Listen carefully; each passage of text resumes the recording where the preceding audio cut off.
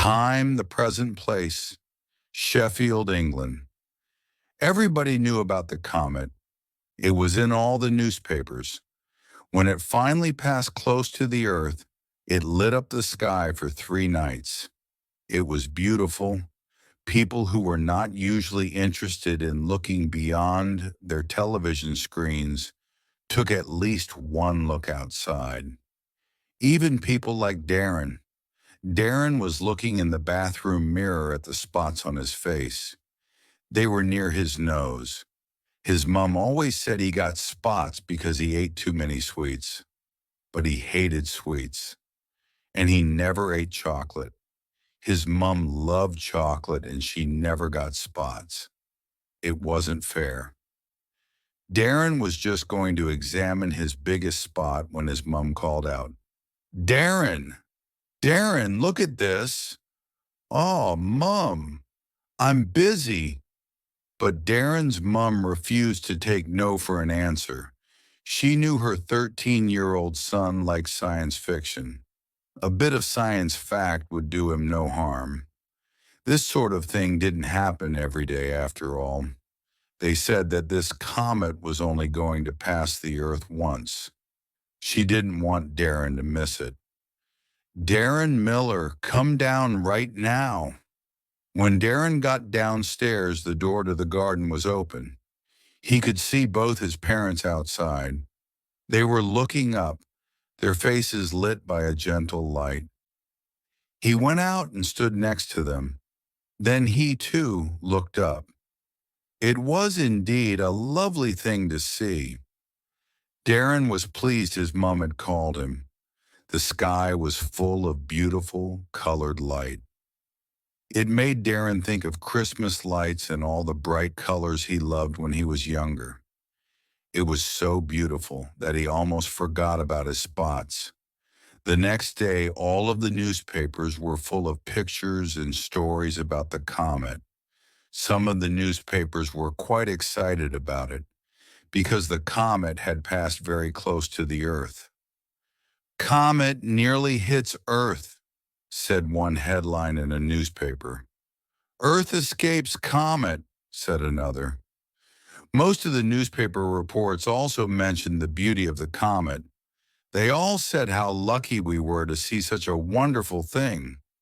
Of course, there were the usual pessimists who said that the comet would put something nasty into the air we breathe. Others said the comet was a sign that the end of the Earth was coming. However, most people took no notice of these warnings. Life went on as usual. Life for Darren meant getting ready for school again after the holidays. Comets were nice, but now he had more important things to think about. He had to make himself look good for the beautiful Vanessa. Darren's school was just an ordinary school in the city of Sheffield in England. It was no better than any other school in Sheffield. But it did have Vanessa. Vanessa was a brown-haired, brown-eyed girl in the same year as Darren. She had smiled at Darren once. He remembered it well. It had happened in the last week before the holidays. He had let her go in front of him in the queue for lunch. She hadn't said thank you, but she had given him a little smile. It had showed her perfect white teeth. He had been too nervous to speak to her. He just couldn't do it. It would be easier, he felt, to grow wings and fly up to the ceiling. This time he would be ready. He would put on lots of deodorant to make himself smell nice. He wanted to have another look at his spots and, just maybe, have a shave. The night before he had felt something above his mouth that might be the first hairs of a mustache. He made sure he got to the bathroom before everyone else that morning. He wanted to have a close look at those spots and his new mustache. "Darren, will you be in there for a long time?" It was Darren's mum. "Your father wants to use the bathroom." Darren knew his dad always spent ages in the bathroom. Well, his dad could wait today for a change. "I'll be out soon, Mum," said Darren. But he was lying. He wanted to look good and smell good. It could take a long time. His new deodorant smelled very good this morning. He suddenly noticed all the different smells that went into it. There were flowers, spices, lots of things he had never smelled before. His nose felt a bit wet too. Was he getting a cold? Probably not, if he could smell things so well. Darren walked over to the mirror and looked at his face. His face looked worse than ever. His nose was wet and shiny. It was moving a lot, like an animal's nose. It looked like a rabbit smelling its breakfast. But this wasn't the most shocking thing. His top lip had long, thick hairs on it. They were like the hairs on an animal's nose. They were like the whiskers of a rabbit. Darren screamed. Time. The present place. Singapore. Julie Ong had been 14 for 3 weeks. A lot of her friends were 14 too. They all agreed that a young woman should watch her weight. It was especially important not to eat sweets and cakes. Julie hadn't eaten a cake or a piece of chocolate since her birthday. But there were still no signs that her parents saw Julie as a young woman. To them, she was still a child. Then there was the strange thing with the comet. Everybody was talking about it. Julie's English teacher gave her class homework about it. They had to describe the comet in a poem. It was so unfair. The comet had been quite beautiful, but writing about it was no fun at all. Julie decided to take a break from her Sunday morning homework. Instead of writing, she would comb her long black hair in the mirror. It was more interesting than writing a poem, at least. Her parents wouldn't notice that she was wasting time. She could hear them at the other end of the house talking about the comet. They weren't talking loudly, but she could still hear them. Her hearing wasn't normally that good. It was very odd. Julie picked up her hairbrush, her favorite pink one, and walked towards her bedroom mirror. But when she looked at herself, she immediately noticed something strange.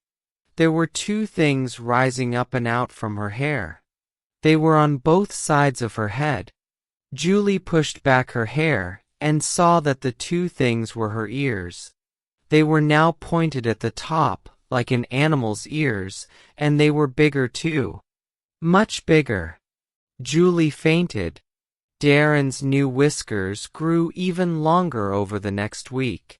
His nose became much better at smelling things too. He could smell almost anything from a long distance away now. His dad had his own smell, so had his mum. Everybody had their own smell. Having a good nose was useful, and Darren liked it. He liked his whiskers too, and he couldn't really shave them off. It would hurt, he was sure, if he tried. Anyway, he was getting used to them. In Singapore, Julie Ong discovered that her hearing had become extremely good. She could hear almost everything. Darren didn't know it yet, but the beautiful Vanessa had now grown long teeth like a cat's. She had whiskers too. And suddenly she seemed to enjoy eating a lot of fish. Darren, Julie and Vanessa were not alone. Sudden changes were happening all over the world. Many young people between the ages of 12 and 18 had developed the special strength of some kind of animal. Sometimes it wasn't immediately obvious, like having the fantastic eyesight of a hunting bird. But often the changes were obvious. Some had grown long tails and they could hold on to things with them. Some had webbed skin on their hands and feet so that they could swim fast. Some had the strength of a bull. Others could run as fast as a horse. They all looked human still, but in some way they had changed. Of course, adults everywhere were extremely worried. Why had their children changed? What had produced the changes? What could they do to help their children? Darren discovered that his amazing nose had many advantages too. He found that he could tell what mood people were in just by their smell, even if they were trying to hide it. That was useful. This new sense of smell was useful in other ways too. If he lost something, he could always find it by using his nose. He helped his mum buy the freshest and tastiest food in the supermarket. He now used deodorant which didn't have a strong smell. His new nose didn't like strong smells anymore. "You'd better not get too used to it," said his dad. "Someday soon we'll be able to get you back the way you were." "Maybe, Dad," Darren said. "But what if I don't want to go back to the way I was?" Darren's father didn't say anything. Like many other parents, he didn't understand how his son could like the changes. He wanted the old Darren back, the Darren without the whiskers and the amazing sense of smell. And why had some young people changed while others hadn't?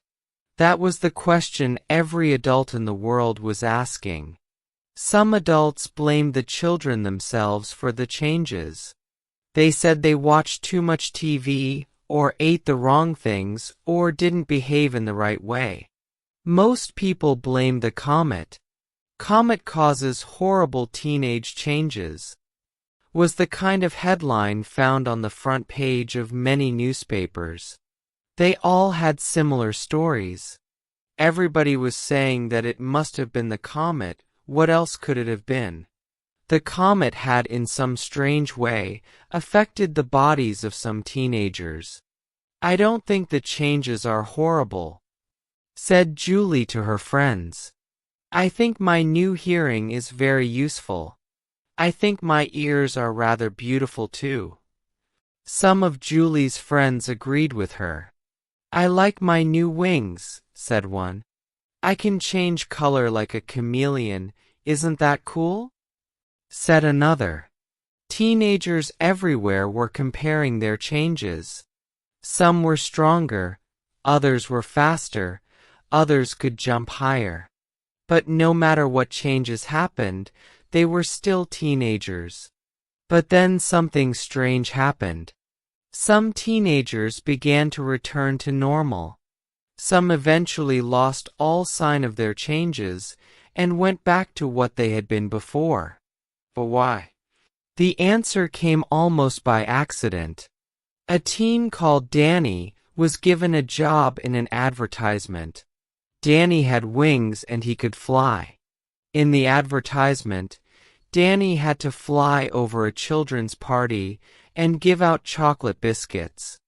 Danny hated chocolate biscuits, but he had to eat some during the advertisement. It was after he ate his second biscuit that something started happening. His wings started to get smaller. Soon they disappeared completely. He couldn't fly anymore. Danny was a normal teenager again. Why had it happened? It was the chocolate. It had to be. Scientists tested the effect of chocolate on other teenagers. They discovered that if the teenagers ate a few things with chocolate in them, they went back to normal. The world now knew why some children hadn't been affected by the comet. The mystery was solved. The comet had only changed teenagers who didn't eat chocolate. "I don't like chocolate, you know that," Darren told his parents. "I've never liked it. But all you have to do is eat a bit and you'll go back to normal," said Dad. "You want to be normal again, don't you, Darren?" Darren thought about Vanessa. He liked her new cat looks. Vanessa had found Darren's changes attractive too. She had spoken to him quite a lot lately. "If you mean do I want to be like most of my friends, then yes. But some of my friends have changed and we like the changes.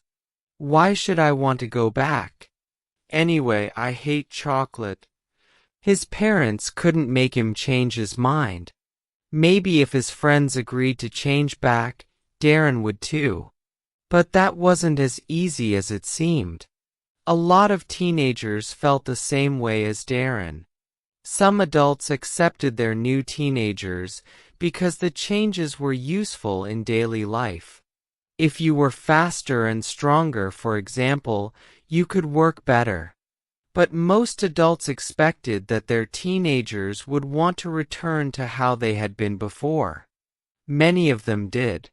But a lot of teenagers simply didn't care what the adults wanted. They refused to eat the chocolate. In Singapore, Julie Ong finally ate some chocolate. Soon, her beautiful big ears were gone. She often remembered them and was sad. In Sheffield, Darren Miller was using his nose to enjoy the sweet smell of the carrots growing in Vanessa's garden. Vanessa watched him happily as she ate a fish on top of the garden wall. The end.